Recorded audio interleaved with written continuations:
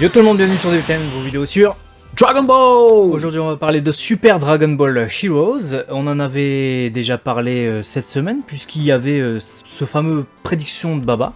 Enfin cette fameuse prédiction de Baba, mais ce fameux épisode des prédictions de Baba qui est sorti par rapport à cet épisode 3 de la Big Bang Mission qui a été diffusé du coup le 22 mai. Donc pour ceux qui ont suivi, c'est diffusé sur YouTube, mais c'est YouTube japonais, du coup nous on n'y a pas accès. Et il faut attendre qu'il y ait d'autres personnes qui partagent du coup l'épisode. Ce que j'allais dire, c'est que cet épisode en fait correspond, bizarrement, même si c'est l'épisode 3, à la série 2, à la deuxième Big Bang Mission, qui ne sortira que deuxième partie du mois de juin. Il y aura donc, vous savez, hein, du fait de l'actualité, virus, tout ça, ça a été décalé et ça devait sortir un peu plus tôt. Du coup, c'est les scénarios qui correspondent à tout ça. Avec un titre du coup qui annonce la couleur, puisqu'on a Kyoteki Saisen.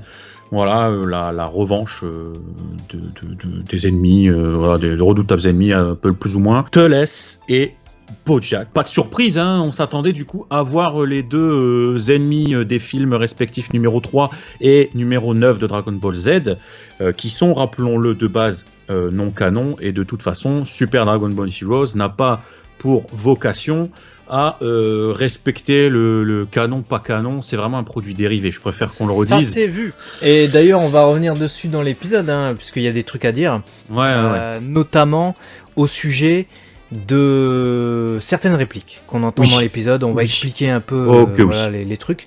Alors début d'épisode qui commence comme d'habitude avec l'opening qui cette fois reprend des images de la special movie, donc l'intro animée de la Big Bang Mission 2, si vous avez suivi, qui sortira au mois de juin. Et donc on voit les fameux ennemis, et là ils nous sont un peu tous dévoilés, hein, les ennemis que Fyu a ramenés, hein. Il y a notamment sa mère Toa, on sait pas s'il l'a ramenée ou si elle a survécu, mais bon, toujours est-il qu'elle fait partie du crew. On a évidemment Bojack Teles, mais on a également Metal Kula et Super numéro 17, en plus de ce vieux moustachu qui apparaît à la fin de l'épisode. Oh, je suis Dr W. Tu me respectes, hein, moi je suis W Bush. W Bush. C'est parce que j'ai deux bouches. J'en ai une pour manger, une pour boire. Et donc, sur ces annonces, on a donc un épisode qui débute sur quelques paroles de Fyu qui pose tout de suite la couleur et qui dit écoutez, je vous ai ramené dans le nouvel univers, dans un nouvel univers que je crée. Comment ça se passe bien avec vous et tout le monde, les gens. Et il a pas fait comment ça se passe bien avec tous les gens. Il a fait Zarma, pourquoi vous vous battez? Je vais vous interrompre. Aïd Moubarak à tout le monde. Et là on a Bojack qui regarde que le fait.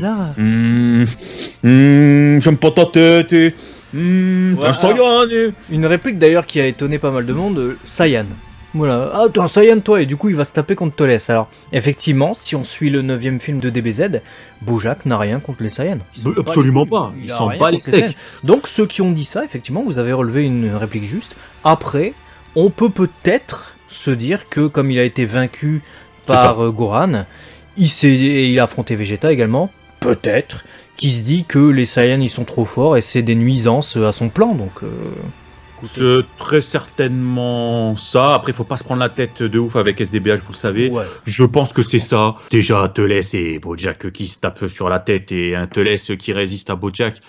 Déjà, de base, c'est un concept. Hein. Donc, bon, il faut partir du postulat que Fyu a dopé leur puissance. Ouais, il y a ça. Et il y a aussi le fait que Teles mange des fruits en permanence. Hein. Les fruits du Shinseiju qui lui donnent du coup sa force. Il est capable d'augmenter... en puissance assez largement, et même son plan c'était de manger assez de fruits du Shinseiju pour battre Frieza. Donc pourquoi pas. On va dire qu'il doit bien avoir un transit efficace. Alors il doit avoir un de ces transits, parce que normalement c'est la gastro, la diarrhée directe. En tout cas, l'une des répliques qui a fait parler et qui a posé beaucoup d'interrogations justement, c'est quand Fyu essaie justement de les rabibocher en disant c'est bon, il faudrait mieux de vous entendre. Le concept de base, c'est que j'ai modifié l'histoire juste avant que vous ne soyez battus par Goku et ses amis in extremis, quoi. Voilà. Donc retenez bien cette phrase, hein, parce qu'on va y revenir dans quelques instants et expliquer certains trucs. Parce que il y a des choses à dire. Il y a des choses à dire. On est de retour du coup sur une planète après avec Goku, Vegeta, Pan d'ailleurs. Donc j'ai pensé à toi parce que tu disais que tu voulais Pan, bah là elle est là. Ouais, alors on voit pas la Kaioshin du temps, effectivement on a Pan, on a Toki Toki, donc ça veut dire en fait Pan, Toki Toki, donc c'est Toki Toki qui les a conduits là, donc effectivement on ne l'a pas vu, c'était en off, mais ils ont été certainement à la crypte du temps pour reprendre Toki Toki, puisque Pan l'avait embarqué avec elle dans l'épisode 1 pour le sauver de Beerus, et elle est venue avec, voilà, c'est ce qu'on comprend, et je suis content effectivement de retrouver Yuko Minaguchi, hein, la CU de Videl du coup. Ah bah je partage, et puis il y a quand même tout de suite un petit peu plus de cohérence avec le manga du coup, parce que bah, on s'était posé la question...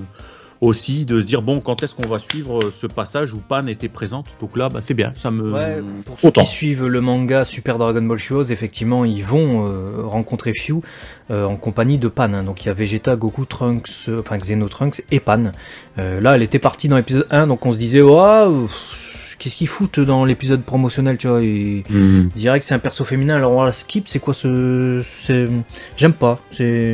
En plus elle est censée être super balèze, hein. Je crois quand même que c'est l'héritière de Goku, la fille de Gohan, donc normalement on le combat, tu vois. Donc tant mieux, voilà, petit point positif, et pour expliquer du coup ce que tu viens de dire, Toki Toki a détecté la présence de Dogi Dogi, et comme Fyu est parti avec Dogi Dogi, et bah de fil en aiguille, on se dit bah Fyu doit être du coup ici. C'est un radar Toki Toki. Ouais, Toki Toki c'est un radar, et à un moment donné Toki Toki il part en bad, et il fait Toki, il pète un steak parce que on a... C'est ça qui est ça. Parce que on a un fruitier, donc un marchand de fruits. On a un marchand de fruits qui débarque. Parce que alors, il a est-ce des qu'on peut cajots, expliquer des cajots de pommes. Comme tu me l'as dit en off, et d'ailleurs je te ramasse, que pour bien comprendre que c'est Teles, il faut qu'il y ait un fruit. Ah, t'as vu, il n'y a aucun plan de Teles où il a pas son fruit. C'est pas possible. C'est impossible. C'est impossible. Il a son fruit. Sinon, ça marche pas. C'est pas Teles. Sinon, c'est pas lui. C'est peut-être Goku. Tu vois, on sait pas. C'est peut-être Goku Black. Voilà, donc ça m'a fait rire. Alors, autant Teles, il a des plans qui peuvent être stylés, genre notamment quand il apparaît et comme ça. J'ai trouvé le plan stylé. Autant Bojack, on en reparle après. Dégueulasse, un Bojack. Je sais pas pourquoi. On sent qu'il y a quand même une préférence, hein, parce que Bojack, excuse-moi, pour moi, c'est pas Bojack. Pour moi, c'est Jean-Paul. Jean-Paul qui répare des roues le week-end au Black. Ou alors c'est pas Bojack, c'est Jean-Jacques. J'ai même sorti une connerie à quelqu'un qui a fait justement un comparatif, et il disait il est dégueulasse quand même Bojack. Je lui dis bah normalement on a Bojack, et là on a les Jacques. Sans jeu de mots. Il y a les Jacques. Il y a un jeu de mots quand même. Donc voilà, tout ça pour dire que le combat débute très rapidement avec Teles qui s'occupe de Goku, comme ça il l'attrape comme ça par le cou et tout, et Bojack qui lui va faire face à Vegeta de l'espace.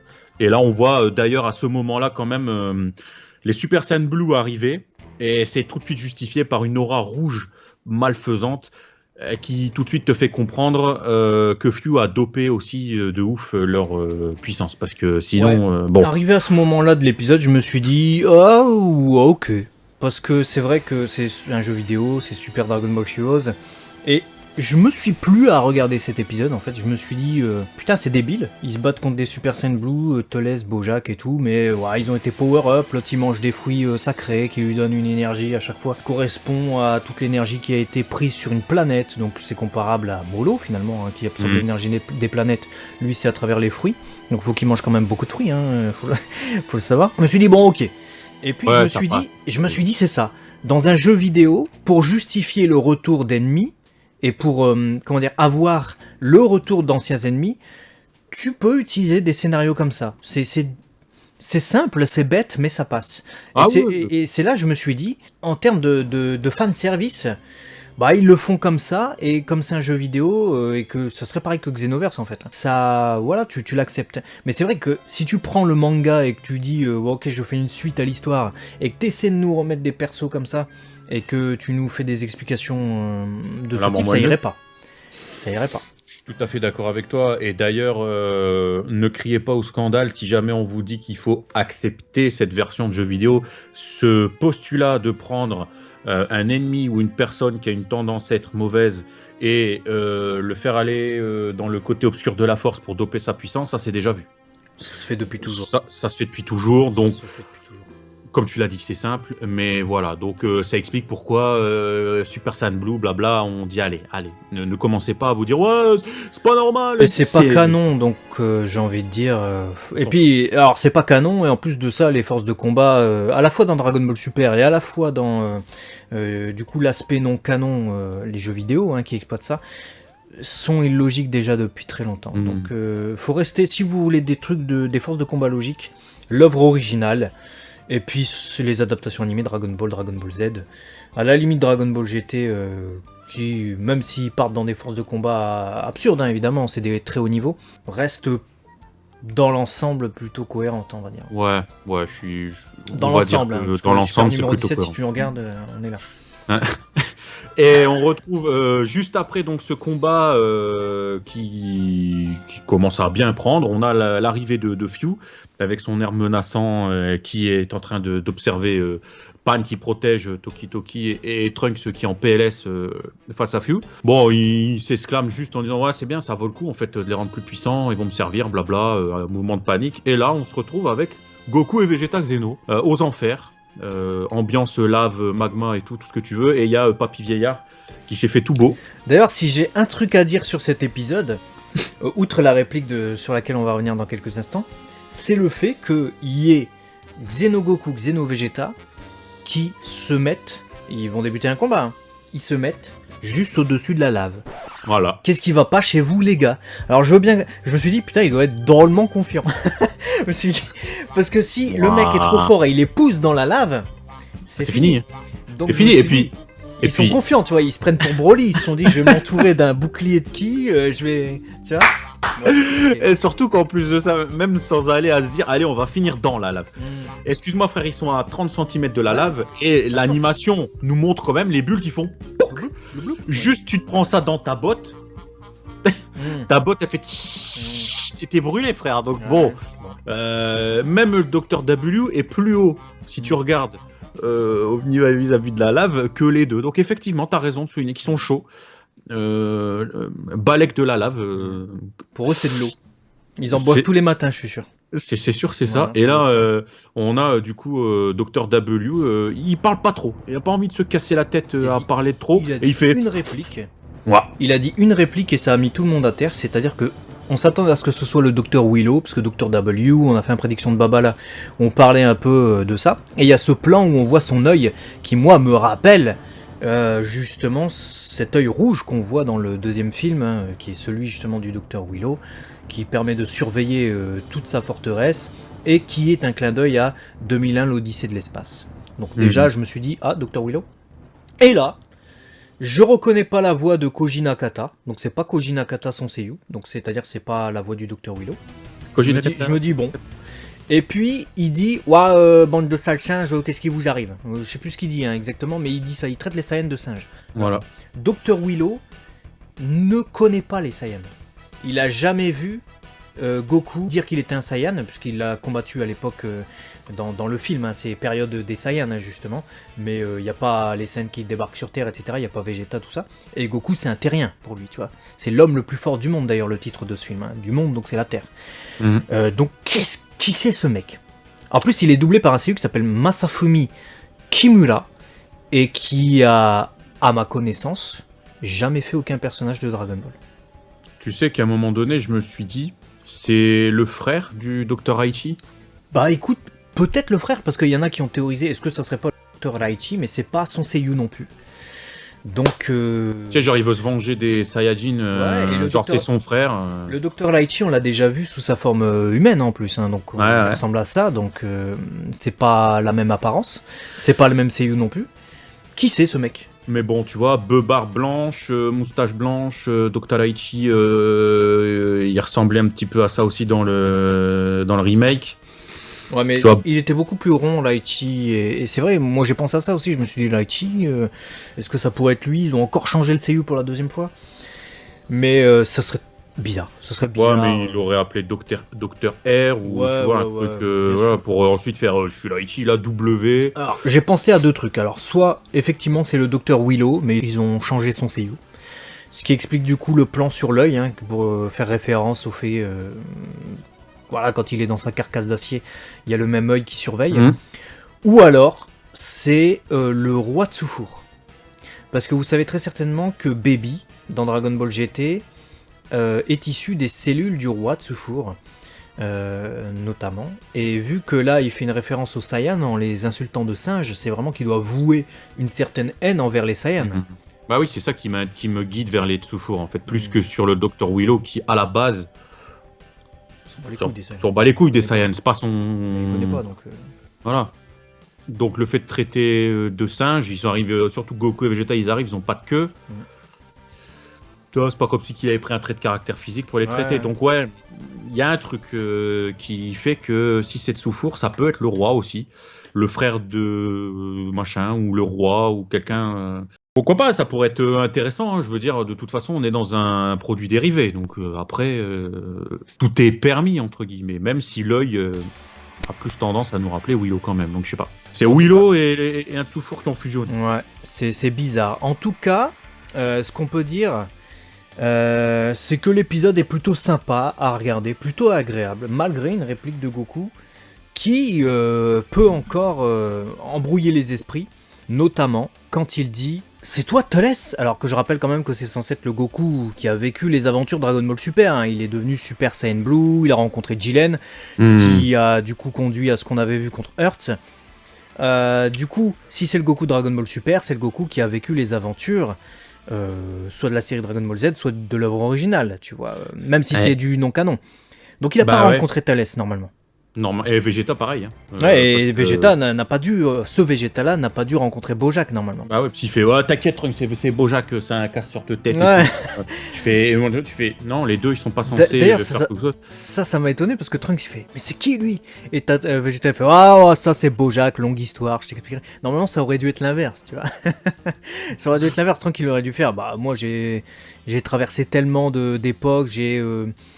corriger tellement de monde, etc., de cours de l'histoire modifiés, du fait de sa fonction de patrouilleur du temps, qu'il aurait dû reconnaître Bojack. Et Vegeta, non, tu vois. Ouais, Vegeta, non. Bon, bah écoute, du coup, tu te dis soit, et on a, du coup, une petite réplique qui, on va dire, propre au personnage, colle un peu plus, c'est celle de Bojack, qui fait « C'est donc toi, Goku ?» Car effectivement, il s'est mangé, je pense que sa mâchoire s'en souvient, une patate de forain, comme on dit des fois, mais il l'a pas vu. Donc, tu te dis d'accord, après il fait, mais après je m'occuperai de son Gohan. Alors, je me rappelle pas qu'il ait eu entendu son nom, donc bon, il sait que c'est... Si. Peu importe. Mais en tout cas, ça c'était effectivement beaucoup plus logique. Et d'ailleurs, vous avez remarqué qu'il a la cicatrice du point de Gohan qui l'a transpercé. Ça, c'était une très belle référence parce que c'est une cicatrice au niveau de l'abdomen qu'il n'avait pas auparavant. Hein. Il n'avait que celle-là et celle sur le nez. Donc, effectivement, Few a dû le secourir, le sauver avant le coup final de Gohan, ça veut dire. Ouais, c'est ça. Ou alors qu'il lui a fait le coup final, et quand il est en train de crever, effectivement, à un moment donné, il est intervenu parce que il est transpercé, le gars. Tu vois, donc transpercé, il était pas mort hein, quand il s'est fait transpercer. Gohan, Bojack par Gohan. Et il a fait Ksogaki, il a fait 2 Kikora et c'était l'assaut final. À mon avis, Few l'a sauvé au moment où, juste avant l'assaut final, avant que Gohan le tue, tout simplement. Ça peut être que là, oui. Et d'ailleurs, pareil pour Thalès, hein, on comprend qu'il est pas mort, donc c'est qu'il a été sauvé au moment ou avant que Goku ne fasse ce Genki Dama qui le tue, tu vois. Bon, c'est ce que dit de toute façon Few, ils les ont sauvés in extremis avant d'être tués. Donc, mais donc, alors, après, ce qui est bizarre, c'est que juste finis ça, c'est que si jamais ils sont sauvés in extremis, que ce soit Goku ou que ce soit Gohan ou que ce soit n'importe qui, qu'ils étaient en train d'affronter, ils se sont pas barrés, tu vois, ils ont pas mis un coup final ou un coup et puis ils ont fait je rentre chez moi, je vois plus ce qui se passe. Ils auraient dû voir une intervention, une disparition de l'ennemi, un truc qui fait qu'est-ce qui s'est passé, ils devraient se souvenir. Justement, donc pour en venir à ça, selon moi, ça ne peut pas être Thalès Bojack du même monde que Goku et Vegeta qui parlent là. Parce que même en fait, si Goku et Vegeta qui sont là, les Goku Vegeta, on va dire, qui ont continué l'aventure de Dragon Ball Super, même si ceux-là ont affronté par je ne sais quel miracle Thalès Bojack, ce qui n'a pas de sens, hein, parce que sinon ça voudrait dire aussi qu'ils ont affronté Broly du film 8, mais ils ont affronté ensuite Broly de Dragon Ball Super et ils ont pas tilté, ils ont fait Broly ? Non, tout va bien, c'est normal, ça n'a aucun sens. Bref, pour moi, vu que Few modifie le cours de l'histoire, c'est ce qu'il fait d'ailleurs dans Xenoverse 2, Few est intervenu pour modifier le cours de l'histoire en secourant Bojack, en secourant Teles, en secourant Metal Kula et Super numéro 17. De ce fait, il a créé nécessairement un monde où ils ont été secourus. Tout comme Trunks crée des mondes à chaque fois qu'il modifie quelque chose, ou que Cell a créé un monde en intervenant dans le passé, tu vois. Donc c'est pour ça tout simplement que pour Goku, Teles était mort, il était vaincu. Donc il comprend pas qu'il soit là face à lui. Alors que lui, Teles, a été secouru. Et du coup, ça a créé un monde alternatif où Teles n'a pas été tué du Genki-Dama par Goku, je pense. Ouais, c'est ça. C'est pour moi, ça peut être que ça. Clairement, ça peut être que ça. Et donc, du coup, le Goku qu'on retrouve dans cette timeline-là ne comprend pas pourquoi ce Bojack n'est pas mort. Mais du coup, ça voudrait dire qu'il y a encore un autre Goku. Bah ouais, potentiellement. Potentiellement, il peut y avoir autant de mondes qu'il y a de modifications. Donc de toute manière, on savait avec certitude qu'il y avait au moins 4 mondes alternatifs liés à Cell et à Trunks. Et il peut y en avoir beaucoup plus, effectivement, avec les jeux vidéo, comme là où il y a des modifications de cours de l'histoire comme ça, ouais. Ouais, il y a forcément un Goku qui est encore là, et c'est le Goku de la nouvelle timeline qui a observé, du coup, l'intervention de Few. Ce qui serait marrant, c'est que dans le monde où Few a sauvé Teles, ce soit le même où il a sauvé Bojack et tout ça. Donc dans ce monde, ils ont combattu tous les ennemis des films, mais ils sont jamais morts, les ennemis des films, parce que chaque fois Few les a secourus. C'est à rien. C'est le monde où il y a rien. C'est le Goku, il est en dépresse dans ce monde qui fait. J'arrive pas à finir mes ennemis. Mes attaques finales à chaque fois, elles sont niquées parce qu'il y a un enculé qui pop. Le Goku useless dans ce truc. Putain. Ce serait marrant de le rencontrer, ce Goku, tu sais, et de l'interviewer. Comment on vit une défaite permanente comme ça, une impossibilité de finir. C'est un Goku frustré de la vie. Mais après, pour tous les fans de Vegeta, à la décharge, c'est peut-être le seul monde où Vegeta a plus de victoires que Goku, tu vois. Bon, sur ces paroles un petit peu moqueur, on va juste très rapidement donner le synopsis de l'épisode 4 qui va arriver. On n'en fait pas un baba, il n'y a rien à dire de plus, sincèrement. Pour le moment, il y a rien à dire, on n'a pas encore d'image, donc... Et donc ça dit, alors que Goku et compagnie démarrent un combat ardent face à Teles et Bojack, une averse de lumière noire et sinistre envoyée par Dogi Dogi se déverse sur eux. Rien à voir avec les Jacques. Non, rien à voir.